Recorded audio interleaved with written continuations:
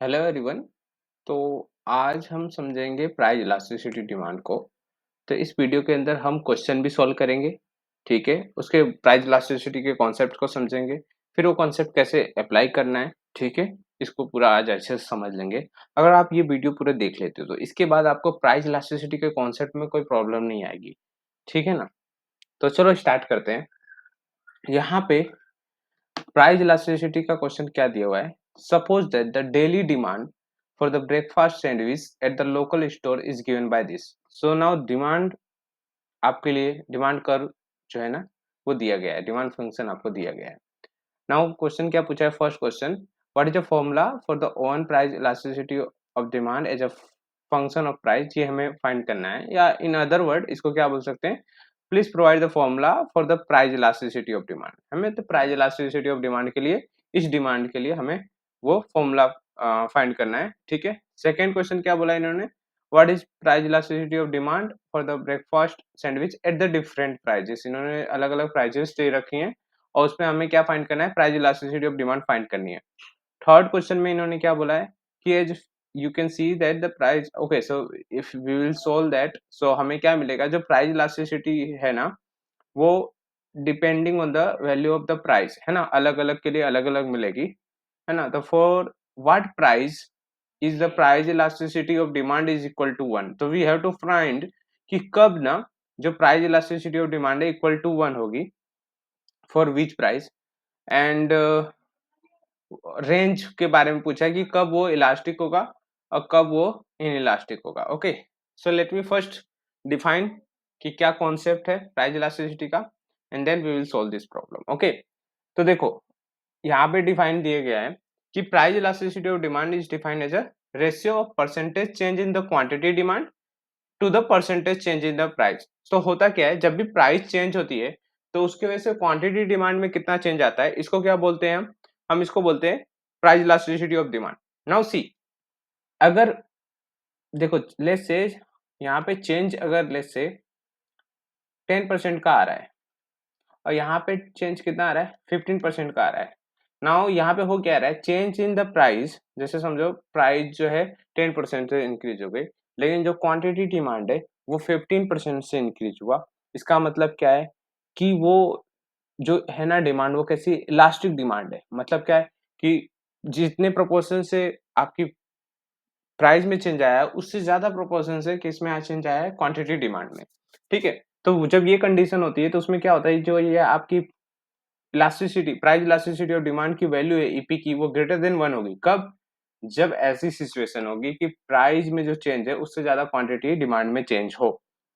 वही जब उसका उल्टा हो, क्या हो कि जब प्राइस में जो चेंज हो उससे कम क्वांटिटी डिमांड में हो। Let me give one example.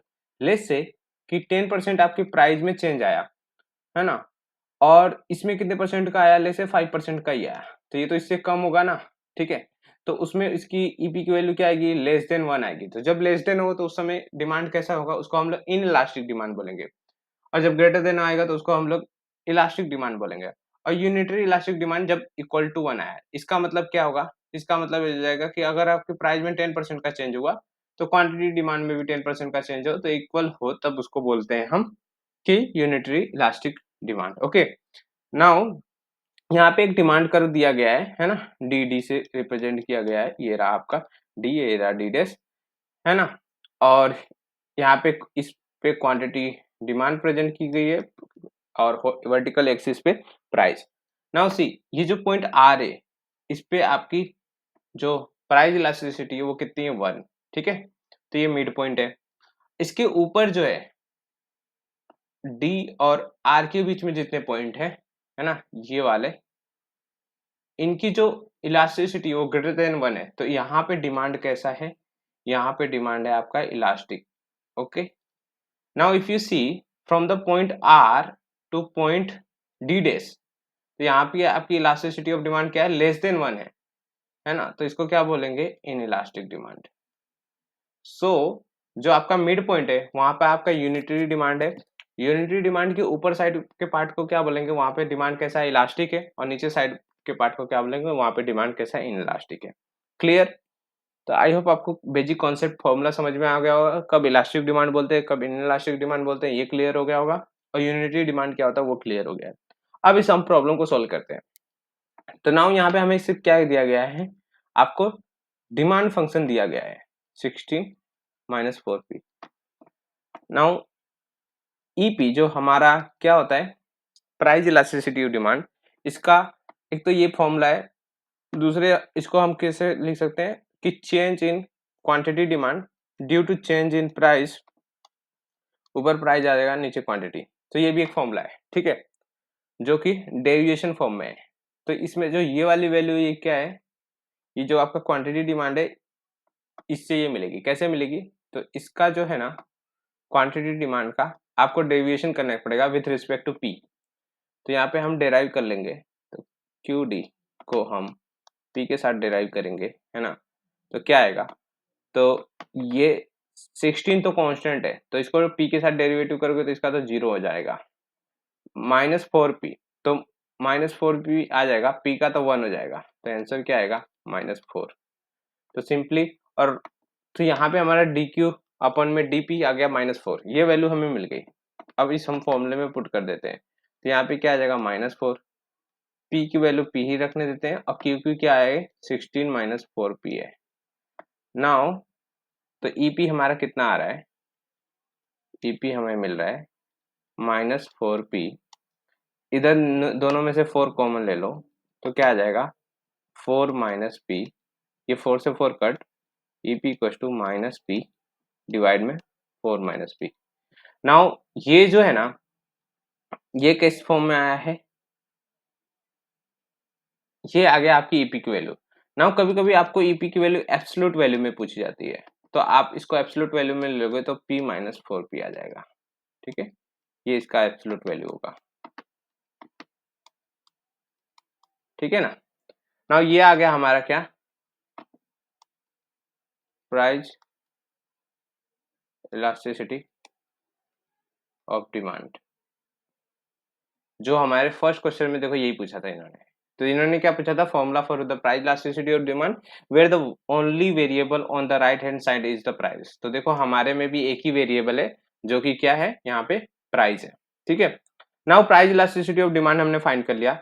Next इन्होंने क्या पूछा है, प्राइस इलास्टिसिटी डिमांड में अलग अलग प्राइस पे उसकी वैल्यू। तो चलो p इक्वल टू 1 पे देखेंगे, पहला हमें क्या फाइंड करना है, p इक्वल टू 1 पे, देन हमें क्या फाइंड करना है, p इक्वल टू 2 पे, देन क्या है p equal to I think 3.25 है, 3.5 है और 3.75 है। तो नेक्स्ट क्या है 3.5 और उसका नेक्स्ट है 3.75। नाउ सी, यहाँ पे अगर हमें फाइंड करना है तो हमें क्या करना है, फॉर्मूले में रखते जाना है इसकी वैल्यू। तो यहाँ पे हमारे पास ईपी जो प्राइस है, वेट, ओके, तो कलर चेंज हो गया,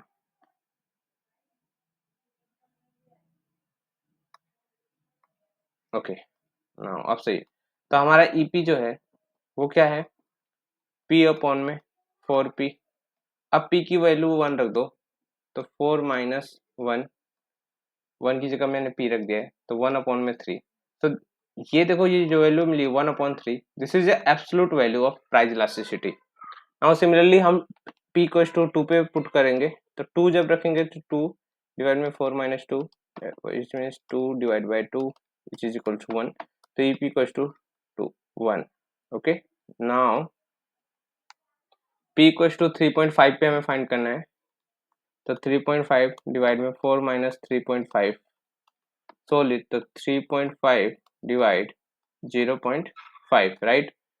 So if you cut 35 divided by 5, so you will get 7, so EP equals to 7, then EP equals to 3.75, 4 minus 3.75, so you will get 3.75 divided with 0.25, right?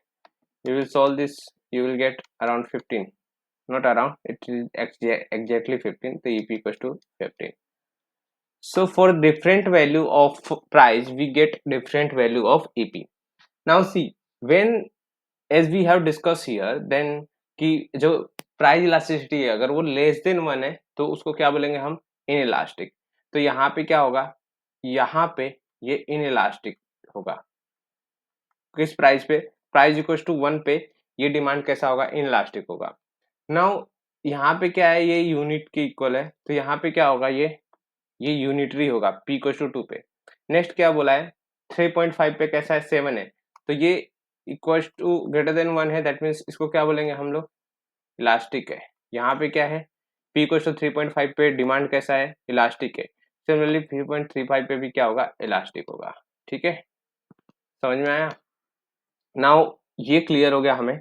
Next question इन्होंने देखो क्या बोला है, third में इन्होंने बोला है कि हमें price elasticity different depending upon the value, ये हमने कर दिया। Okay, what price is the price elasticity of demand equals to 1। तो देखो एक्चुअल में इन्होंने पूछा है, तो यहाँ पे देखो, यहाँ पे हमें 1 मिल गया, तो 4p इक्वल्स टू 2, तो यहाँ पे क्या आ जाएगा, 4p इक्वल्स टू 2, हमारी प्राइस इलास्टिसिटी डिमांड क्या होगी, 1 होगी। इवन आपने ये पर्टिकुलर वैल्यू नहीं रखी थी, यहाँ पे तो हमने p इक्वल्स टू 2 रख के देखा है। अगर ये क्वेश्चन ना पूछ के, ये जो सेकंड क्वेश्चन ये नहीं दिया होता, डायरेक्ट आपको ये वाला क्वेश्चन पूछता, तो आपको तो नहीं पता चलता, तो उस समय कैसे फाइंड करेंगे वो भी आप सीख लो। ठीक है, तो आपका जो एब्सोल्यूट वैल्यू ईपी की थी वो क्या थी, p minus 4 minus P. Now इसका बोला है कि किस प्राइस पे आपकी जो प्राइस इलास्टिसिटी होगी वो क्या होगी, 1 होगी। यही क्वेश्चन है ना। तो इसके लिए या यूनिटी होगी, तो यहाँ पे क्या होगा, हम 4p को उस साइड भेजेंगे, तो 4 माइनस पी, p को इस साइड लाओ, तो p plus p equal to 4, 2p equal to 4, तो डिवाइड कर दोगे 2 से तो 2 आ जाएगा। तो यहाँ पे देखो प्राइस 2, हमारी ईपी क्या है, 1 है। तो ऐसे भी फाइंड कर सकते हो, जब हम लोगों ने यहाँ पे तो क्या है, वैल्यू पुट करके हम लोगों ने देख लिया है। अगर एग्जैक्टली आपको यही सेकंड थर्ड वाला क्वेश्चन डायरेक्ट पूछे, तो आप ऐसे सोल्व कर सकते हो। नाउ इन्होंने बोला है for what ranges of the price demand is elastic, तो किस रेंजेस के लिए डिमांड इलास्टिक है। तो यहाँ पे देखो, ये एट अ प्राइस 2 पे क्या है, प्राइस 2 पे ये यूनिट इलास्टिक है, मतलब ये इसका जो डिमांड कर होगा 2 पे, इसके ना at a price p equal to 2, इसका मिड पॉइंट मिलना चाहिए। मतलब क्या है, मान लो समझो इधर कहीं मिलेगा मिड पॉइंट, है ना। तो इस प्राइस पे ये क्या होगा, यूनिट इलास्टिक होगा, यहाँ पे p इक्वल टू 1 होगा। तो प्राइस ग्रेटर देन 2 के लिए और अप टू यहाँ पे क्या, यहाँ पे डिमांड कहाँ पे कट कर रहा है ये हमें देखना पड़ेगा। ठीक है, तो डिमांड कर क्या दिखा है, QD equal to 16 minus 4p। तो इसको ड्रॉ करना है इस डिमांड कर को। तो देखो क्या कर सकते हैं हम, ये हमारा y एक्सिस पे प्राइस होता है, x एक्सिस पे क्वांटिटी होता है। तो पुट, अगर हमें प्राइस पे देखना है p कितना है, तो क्वांटिटी डिमांड कितना होता है इस एक्सिस पे, वर्टिकल एक्सिस पे 0 होता है। तो ये हम पुट करेंगे यहाँ पे, तो 0 इक्वल टू 16 माइनस 4p, तो 4p इक्वल टू 16, तो p इक्वल टू कितना आ जाएगा 4, विच मीन्स क्या है, यहाँ पे 4 पे ये कट कर रहा है ना। तो यहाँ पे क्या है, प्राइस इक्वल टू 4 है। और सिमिलरली यहाँ पे प्राइस क्या होती है, तो आप सभी को पता है यहाँ पे प्राइस 0 होती है, लेकिन क्वांटिटी कितनी होगी, तो यहाँ पे ले से प्राइस तो 0 होती है, ये हमें पता ही है, हमें यहाँ पे जस्ट प्राइस की जरूरत है ना। तो देखो क्या होगा यहाँ पे, अब उन्होंने बोला है कि फॉर इलास्टिक के लिए हमें रेंज बताना है। इस डिमांड अगर इलास्टिक होगा तो उसके लिए हमें रेंज बताना है। तो कब होगा, जब ये p की वैल्यू ग्रेटर देन 2 हो और लेस देन इक्वल टू 4 हो। ठीक है, राइट।